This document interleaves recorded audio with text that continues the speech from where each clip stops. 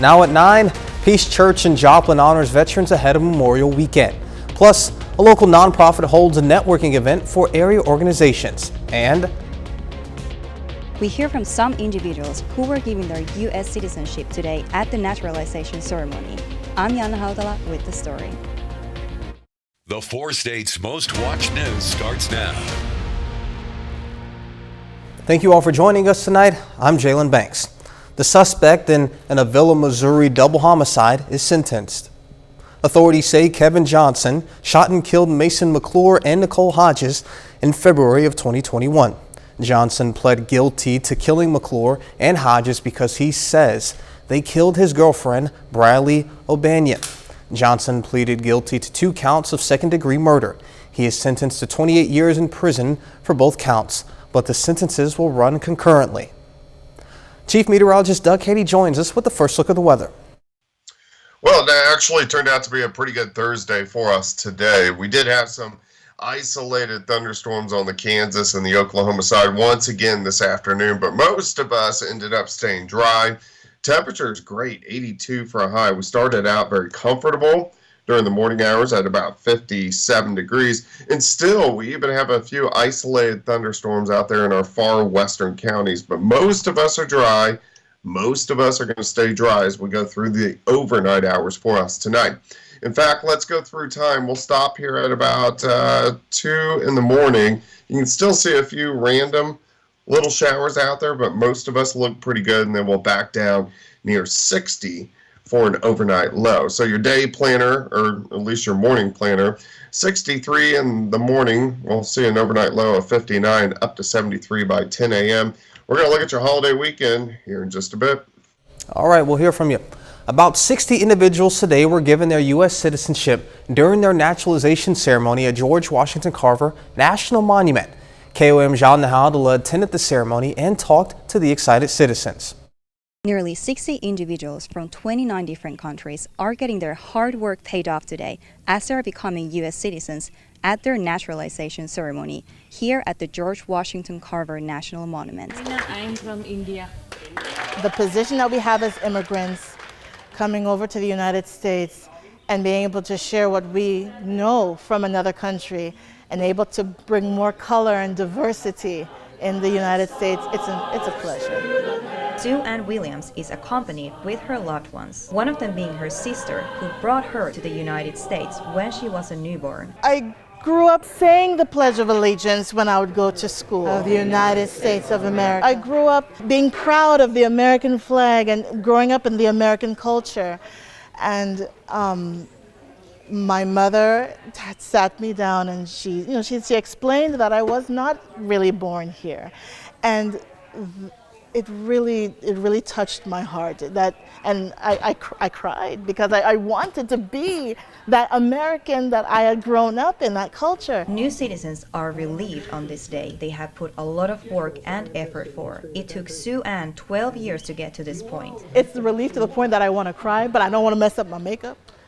So it's a burden of being able to now officially be a part of the country that I've always been patriotic for. And they have advice for someone who may consider applying. The work that you need to do is more work than you think in your head. It requires much more work and effort, but as long as you do it, you will get to it. The feeling you get when you accomplish, nothing compares to it. In Diamond, Yana Haudala, KOAM News. Congratulations, guys. The United States District Court for the Western District of Missouri officials say this year they will have a total of 3 naturalization ceremonies. After the ceremony, citizens can fill paperwork for passports and Social Security cards. 4 staters are ready to hit the road this holiday weekend, and we're not alone. AAA predicts 42.3 million Americans will travel 50 miles or more from home this Memorial Day weekend. The summer travel season kicks off this weekend, and AAA predicts air travel will exceed pre-pandemic levels. On the ground, more than 3 million people are expected to travel by car. You can expect busy highways this weekend, and according to Corporal Sam Carpenter with the Missouri State Highway Patrol, a heavier presence of law enforcement as well. That congestion, the added people on the highways, it's going to take you probably a little bit longer to get where you're going. We want people to plan their routes, be aware of that, take their time and slow down. Speed gets people hurt in the state, so we don't want to see the high speeds. Just give yourself extra time to get to your destination.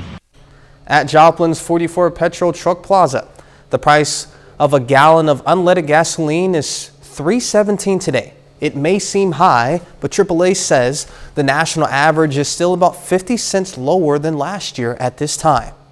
And the Fort Scott Historic National Site invites the public to join the park in placing American flags for the Symbols of Sacrifice Field of Honor. The placing of the flags starts tomorrow morning at 8 a.m. and goes until 1 p.m. Around 7,000 flags will be planted to commemorate the ultimate sacrifice members of the U.S. Armed Forces made. It is an extreme honor to be able to be involved in this. Without their sacrifices, we would not be the free nation we are today. This is something that goes and touches everybody's life. No matter if you've never served in the military or if you have, your life would be changed if these people hadn't done these things. The Symbols of Sacrifice will be on display through Monday. Fort Scott National Historic Site is also looking for volunteers to help remove the display next Tuesday. Peace Church in Joplin today held special Memorial Day ceremonies to honor veterans buried at Peace Church Cemetery. The veterans whose past service our country for 5 wars, including the Civil War, Spanish-American War, World Wars I and II, and the Korean War. American Legion Post 13 helped the ceremony today by planting American flags among other ceremonies. Oh, it's absolutely an honor for us. We do military honors at all of the veterans funerals. I think we've done almost 40 so far this year. And it's something that every veteran deserves. They deserve to have their next of kin receive a flag. They deserve the 3 volleys and to hear taps to do that. It's something that they earn because of their service. Volunteers will be at Peace Church this weekend to help visitors find burial sites. Peace Church officials say volunteers are always needed. Just call ahead or visit the church at 3311 North Peace Church Road. Southeast Kansas nonprofit 100 People Who Care today held a networking event in Pittsburgh for local organizations. The event had a goal of recognizing a single organization with $10,000 donated by fellow nonprofits. Organizers say they hope this event could do some good for the community.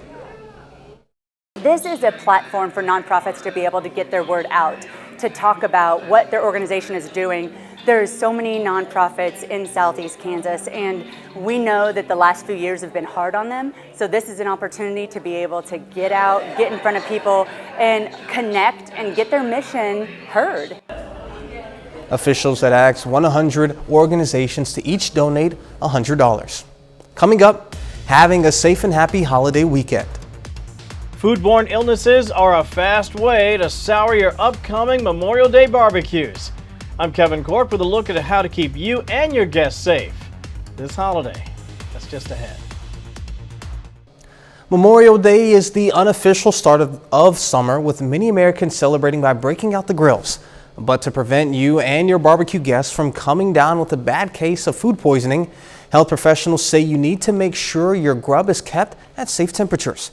Fox News correspondent Kevin Cork is digging in to learn more. With Memorial Day right around the corner, Americans are gearing up for a slew of barbecues and picnics. But these outdoor buffets can become real breeding grounds for foodborne illnesses. That is, if dishes aren't properly prepared and stored at the right temperatures. Those can include salmonella, E. coli, listeria, and more. Listeria, or Listeria monocytogenes specifically, is actually a soil organism that can find its way into foods and in certain populations cause some really severe disease. And those are people that are immunocompromised. And that means very young children, people over 65, pregnant women. Many foodborne illnesses like listeria can be spread through temperature abuse.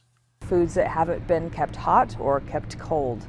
And so it can grow to larger numbers that can eventually cause disease. Eating contaminated foods can cause an umbrella of symptoms, including fever, stomach pain, bowel movements, muscle aches, even a loss of balance. Specialists recommend using hot plates or portable stoves to keep food warm. and ice packs or coolers for your cold items. I'm going to be thinking about keeping my cold foods cold, so below 40 degrees, and I'm keeping my hot foods hot, so above 140 degrees. Now, if you can't keep your foods at safe temperatures, health professionals say they should be eaten within 2 hours before becoming too risky to consume. I'm Kevin Cork, Fox News. The Centers for Disease Control and Prevention is investigating a multi-state salmonella outbreak linked to cookie dough. The CDC says the salmonella outbreak that's left 18 people sick in 6 states is linked to Papa Murphy's raw chocolate chip cookie dough and s'mores bar dough. 2 people were taken to hospitals. The illnesses were reported from February 27th to May 2nd. The CDC says 9 sick people say they ate the cookie dough raw. The CDC says consumers who have the cookie dough should throw it away immediately. A new study suggests looking at pictures of good might satisfy the urge to overeat. Denmark University researchers conducted a study involving more than 1,100 participants. The participants were shown an online image of orange M&M candies either 3 times or 30 times. The group who were exposed to the image 30 times didn't want to eat the candy as much as those who saw it just 3 times. Researchers say looking at the same image often will decrease the desire to want to eat the food. Doug is back with a complete look at the forecast, and later, the Columbus Titans kick off the 3A state baseball tournament against Bishop Ward. We'll have the highlights in sports.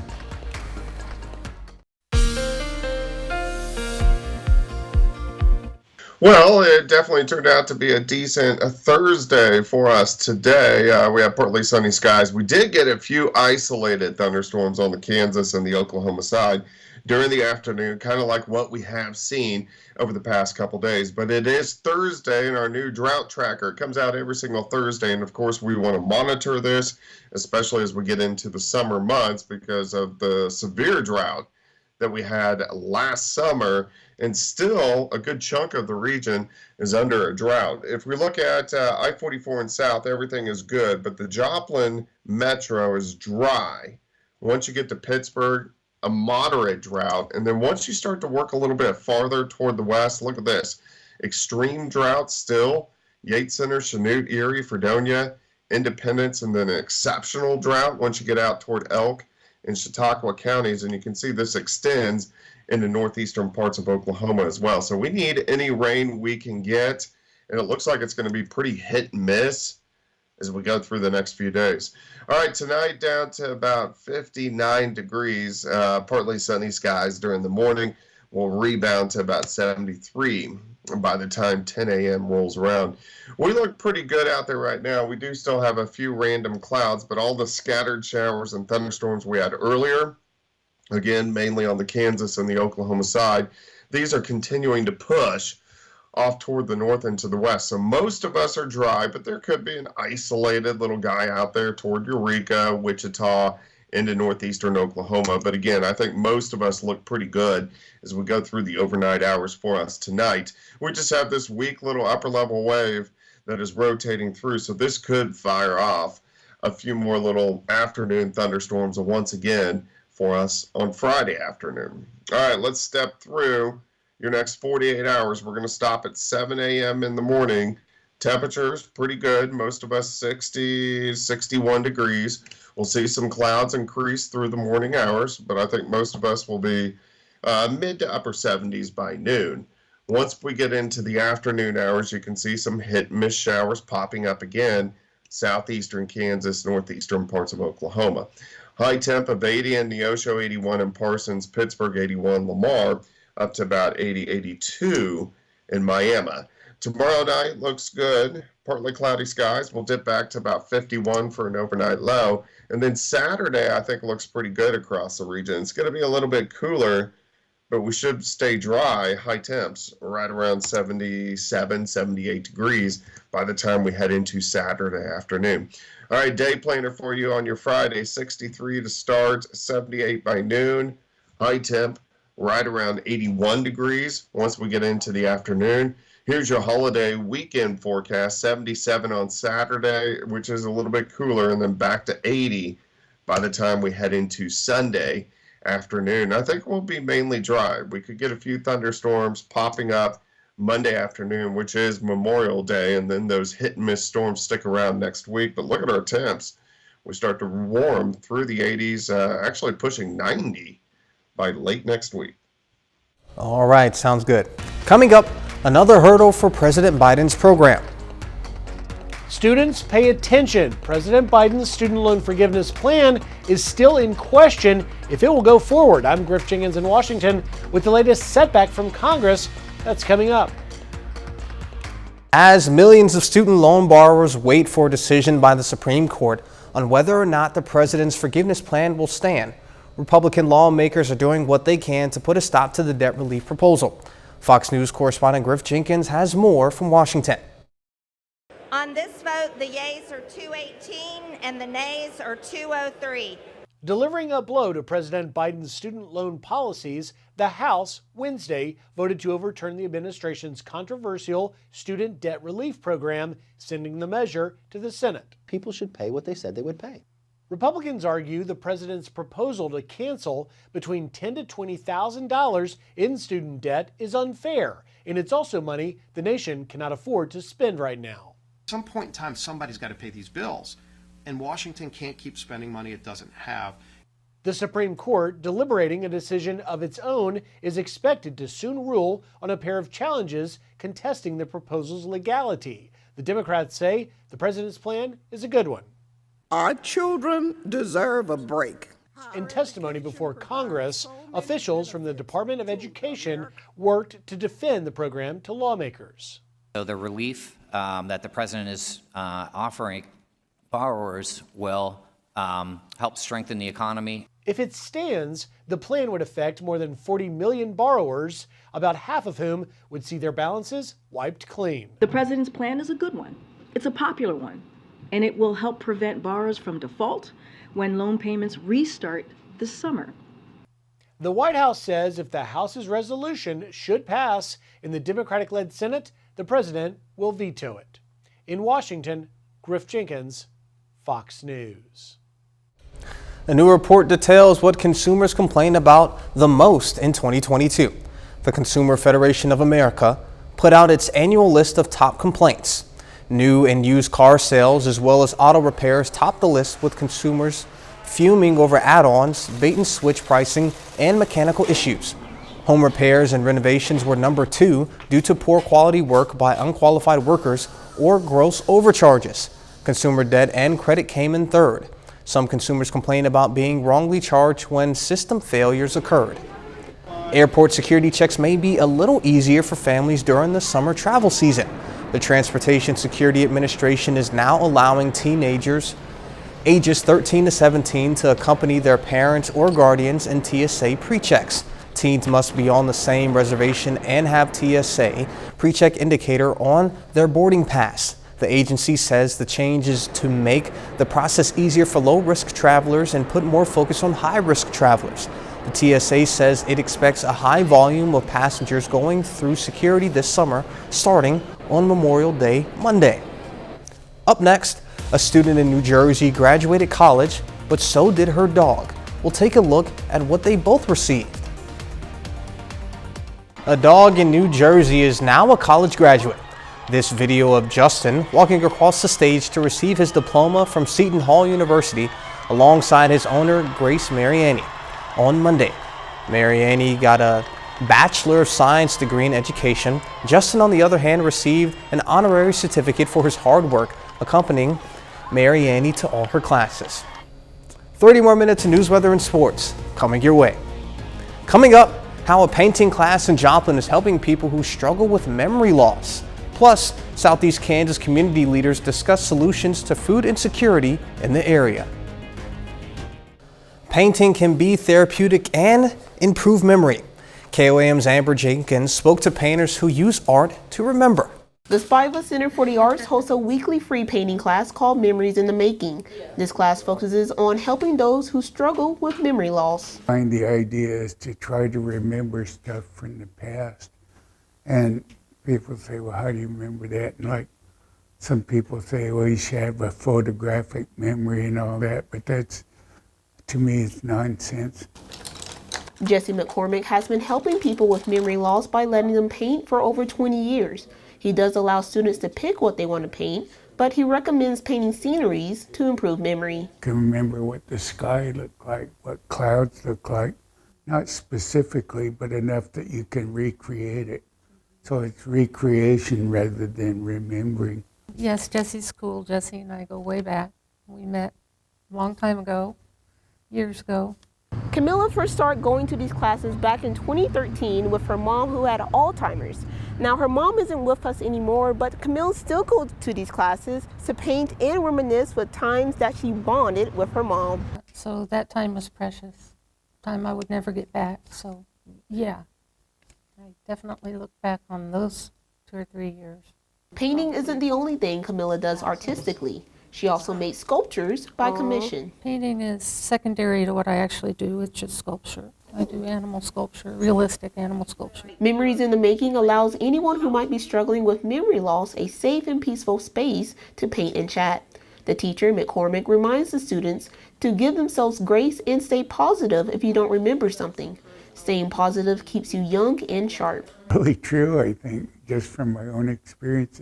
And to some degree, we're like that all through our lives, rather than just as little kids. There's just always that little kid that's still in us, going, ah. Reporting in Joplin, Amber Jenkins, KOAM News. Anyone is welcome to attend free of charge, no appointment needed. Memories in the Making is held every Thursday at noon in the Cornell Arts and Entertainment Center. Joplin Area Habitat for Humanity today celebrated the completion of 4 new homes for families in need. One of the homes uses insulated concrete forms as the walls, which helps protect in the event of severe weather.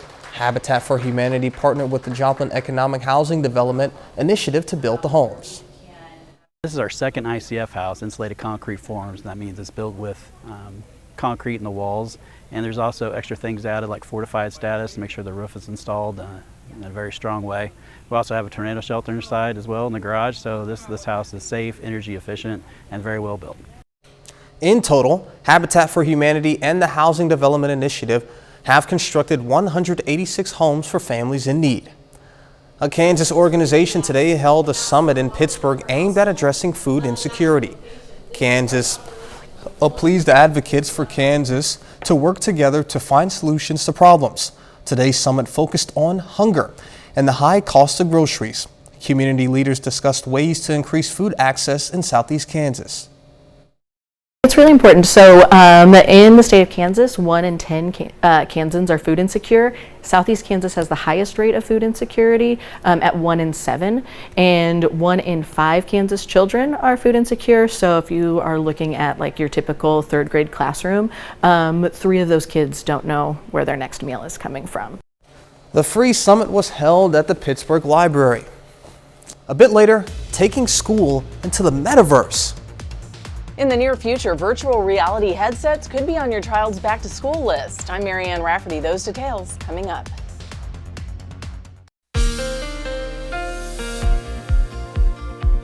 Well, it definitely turned out to be a decent Thursday for us today. We have partly sunny skies. We did get a few isolated thunderstorms on the Kansas and the Oklahoma side during the afternoon, kind of like what we have seen over the past couple days. But it is Thursday, and our new drought tracker comes out every single Thursday. And of course, we want to monitor this, especially as we get into the summer months because of the severe drought that we had last summer. And still, a good chunk of the region is under a drought. If we look at I-44 and south, everything is good, but the Joplin metro is dry.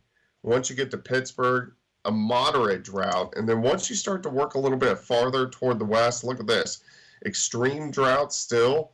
Yates Center, Chanute, Erie, Fredonia, Independence, and then an exceptional drought once you get out toward Elk and Chautauqua counties. And you can see this extends into northeastern parts of Oklahoma as well. So we need any rain we can get. And it looks like it's going to be pretty hit and miss as we go through the next few days. All right, tonight down to about 59 degrees, partly sunny skies during the morning. We'll rebound to about 73 by the time 10 a.m. rolls around. We look pretty good out there right now. We do still have a few random clouds, but all the scattered showers and thunderstorms we had earlier, again, mainly on the Kansas and the Oklahoma side, these are continuing to push off toward the north and to the west. So most of us are dry, but there could be an isolated little guy out there toward Eureka, Wichita, into northeastern Oklahoma. But again, I think most of us look pretty good as we go through the overnight hours for us tonight. We just have this weak little upper level wave that is rotating through, so this could fire off a few more little afternoon thunderstorms once again for us on Friday afternoon. All right, let's step through your next 48 hours. We're going to stop at 7 a.m. in the morning. Temperatures pretty good. Most of us 60, 61 degrees. We'll see some clouds increase through the morning hours, but I think most of us will be mid to upper 70s by noon. Once we get into the afternoon hours, you can see some hit and miss showers popping up again, southeastern Kansas, northeastern parts of Oklahoma. High temp of 80 in Neosho, 81 in Parsons, Pittsburgh 81, Lamar, up to about 80, 82 in Miami. Tomorrow night looks good. Partly cloudy skies. We'll dip back to about 51 for an overnight low. And then Saturday, I think, looks pretty good across the region. It's going to be a little bit cooler, but we should stay dry. High temps right around 77, 78 degrees by the time we head into Saturday afternoon. All right, day planner for you on your Friday. 63 to start, 78 by noon. High temp right around 81 degrees once we get into the afternoon. Here's your holiday weekend forecast. 77 on Saturday, which is a little bit cooler, and then back to 80 by the time we head into Sunday afternoon. I think we'll be mainly dry. We could get a few thunderstorms popping up Monday afternoon, which is Memorial Day, and then those hit and miss storms stick around next week. But look at our temps. We start to warm through the 80s, actually pushing 90 by late next week. Sounds good, Doug. Coming up in sports, Columbus softball heads to the state tournament in Wichita. Plus, Webb City baseball gets ready for its state quarterfinal on Saturday. John Dales has that and more coming up after the break.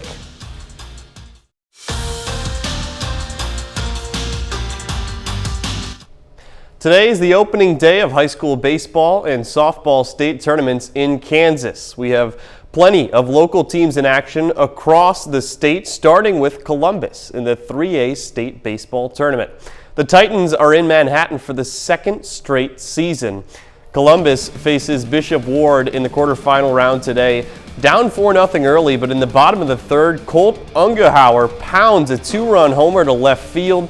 Columbus cuts that lead in half. To the top of the fifth, Seth Stover on the mound for the Titans gets a big strikeout, keeps the deficit at 2. Then bottom 5, Columbus takes charge. Brett Hamilton rips one through the left side. That scores Ungehauer easily from third. Ties this game at 4. Same frame, Jaspin Tanner comes to the plate and knocks an RBI single to left center. Stover scores, and the Titans have their first lead of the ball game at 5-4. Still in the bottom of the fifth, line kept moving. Landon Midget hammers one into the left field corner. It's a 2 RBI double. Columbus gets 5 runs in the fifth inning. They lead this one 8-4. This is the state tournament though. Bishop Ward wouldn't go away easy, scores 4 in the 7th, but with 2 outs, Ungehauer makes that leaping grab to end it. Columbus beats Bishop Ward 9-8 to move on to the state semifinals for the second straight season. Staying in the 3A bracket in Manhattan, the Humboldt Cubs are the #1 seed. They face Hoisington to open up the tournament. Humboldt wins 4-1 to survive and advance. Trey Summer throws a complete game with 7 strikeouts. The Cubs will play in the state semifinals tomorrow at 1:15. Class 2A, you probably heard this one before. The Colgan Panthers in the state tournament facing top-seeded Little River in round 1. And Colgan, the 8th seed, knocks off the #1 team in the bracket 12-5. Tristan Voss drove in 3. Kyson Bennett gets a pair of RBIs. The Panthers will play in the state semifinals tomorrow against Onaga. We have 2 teams out of the SEK in the 4A bracket, starting with league champ Fort Scott up against Abilene in Salina. Weather delay kept this one postponed for 2 hours, but right now the Tigers trail 2-1 in the 5th inning. Chanute faces Clay Center, the #1 seed in the 4A bracket, and the Blue Comets, the second local team to pull off an 8-1 upset today. 1-0, they take them down. Rhett Smith, outstanding on the mound, only allowing 2 hits in a complete game. Cowan Wheeler's 1 RBI was all the run support necessary. Chanute will face the winner of Fort Scott and Abilene in the semifinals tomorrow. Busy day for softball at state as well. There are 3 local teams in action today in their respective brackets, starting with Pittsburgh, the Purple Dragons, who headed to Wichita this morning for the 5A state tournament. Friends, family, and fans cheered on their team bus as it hit the road.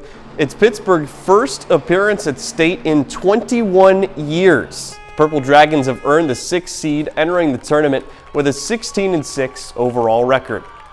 Their opponent in the opener is 3 seed Valley Center, and they started it off right. Megan Johnston with a frozen rope pass short. That drove in Maya Russell, who hustles all the way from second. The Dragons, just like that, lead the defending champs. Hornets would answer quickly and emphatically, though. Macy George knocks one off the top of the wall to tie it at 1. More of the same from that point on. All Valley Center. Abrea Perry with a 2-run double here, and the Hornets would pull away. After scoring the first run of the game, Pittsburgh allows the next 11 and falls 11-1. Fort Scott Tigers also representing the SEK at state in the 4A bracket today. They're up against McPherson to open the tournament. An outstanding game tonight. Neither team wanted to lose, but in 12 innings, the Tigers fall short, 3-2. Finally, in Manhattan, Columbus in the state softball bracket for the first time since 1999. They face Rossville in the quarterfinals. Just wasn't the Titans' night, though. They fall 19-7 and finish the year 21-3. Back to baseball, the Webb City Cardinals in the state quarterfinals for the 2nd season in a row. They host Kearney on Saturday, aiming to move to the Final Four in the Missouri Class 5 state bracket. Last time out, Webb City beat McDonald County 2-0 on Monday. That earned them the Class 5 District 7 title. Cardinals are now 21-13 overall. Meanwhile, their opponents, Kearney, 24-9. We caught up with the Cards this afternoon, and even though this is a bigger stage, they're sticking with what got them here. It's kind of a thing that the early part of the year we were trying to feel ourselves out, trying to who we are, what we can do well.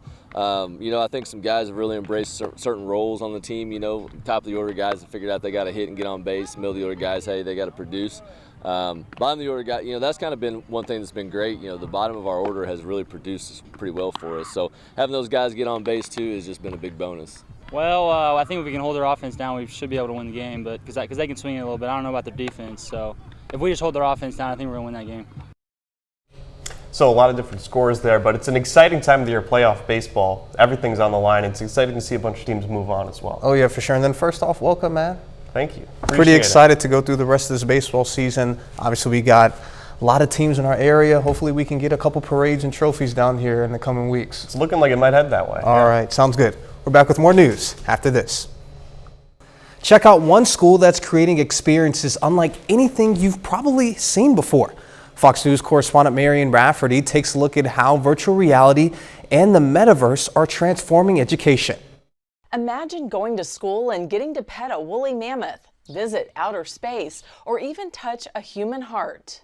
It's a reality for a growing number of students thanks to virtual reality, with special headsets taking traditional school into the online world of the metaverse. There's so many opportunities to try new things. The technology takeover is happening at the Redham House School in Berkshire, England, a private institution run by the Inspired Education Group.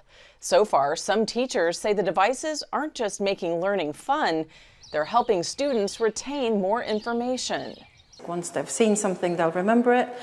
And there's a deeper understanding because they can manipulate an object, they can see it from all sides. And when it comes to the types of lessons students can encounter in Metaverse School, the possibilities are endless. Biology is very well suited. We can explore things like from a cell and how things work. We can also use it in subjects like geography to have an instantaneous field trip anywhere in the world.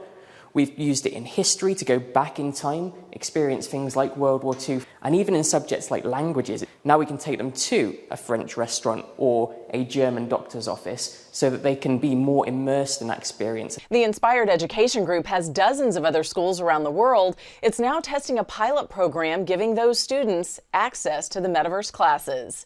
Marianne Rafferty, Fox News. Coming up, how an Arkansas KFC employee is being honored for her years of work as she starts retirement. 4 decades is a long time to fry chicken. Now an Arkansas woman who has been working for KFC for nearly 47 years has set her eyes on retirement. And as Sydney Gray reports, the company is honoring her service. Loretta Neely, the Drive and Passion Award. No one wants to drive. It makes you feel good when other folks appreciate you. And for over 40 years, so many people have come to appreciate and love Loretta Neely. She's been working at the KFC in West Memphis for decades. Well, I started off, you wouldn't know, chopping cotton. And I prayed and asked the Lord to give me a job. And I promised him I was going to stay at it. So I ended up got a blessing, 2 blessings. I got this job and got married the same year. Neely says she's seen a lot of change over the years, but her passion for serving others is what's kept her on the job so long. My peoples coming in. I like working with people. I like developing people, making sure that they be successful, along with me being successful. So when her managers and corporate got word that Miss Neely was thinking about retirement, they wasted no time honoring her. About Loretta, I said, what does Loretta exemplify? All I kept hearing was passion. They talked about her work ethic, that she never complains, that she just has the drive to get it done. Well, I feel like I was a true blessing to them. It touches my heart. Whether she's taking orders, cooking, or guiding new employees, Neely says it's all about taking pride in your work. And while she's in no rush to leave behind her work family, Neely says there are a few things she's looking forward to when it comes to retirement. Traveling, spending time with my grandkids, and time with my church family and my husband. Well, congratulations, Miss Neely. Enjoy your retirement. And that's our time for tonight, and thank you all so much for joining us. But before you go, we'll leave you with a video of penguins swimming at a Chicago zoo. Be safe, and we'll do this all again tomorrow. See you then.